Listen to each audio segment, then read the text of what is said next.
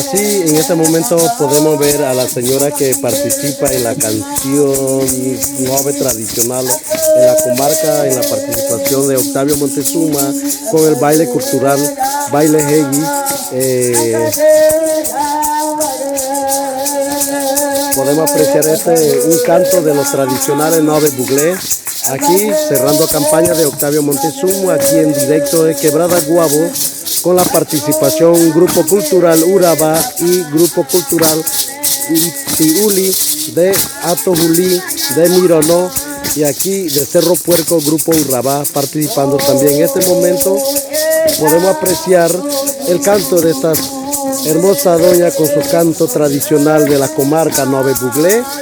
mencionado como K en la comarca Nove Buglé, aquí en directo participando en un medio de todas las organizaciones que han, como Octavio Montezuma, Chilloto Dobos, Casilla 15, con la señora participando como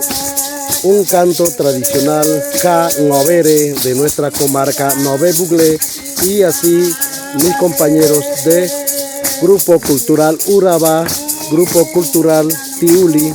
dando su participación en Quebrada de Guabo hoy 31 de enero de 2022. Así podemos apreciar cada uno de las gentes que aquí en este momento, y aquí se encuentra la persona como candidato a cacique general Octavio Montezuma Chilloto Dobos, a su representación de su cierre de campaña, cerrando campaña de Octavio Montezuma aquí en directo de Quebrada Guabo, con la participación Grupo Cultural Urabá y Grupo Cultural Tiuli de Atojulí, de Mironó, y aquí de Cerro Puerco, Grupo Urabá participando también. En este momento podemos apreciar el canto de esta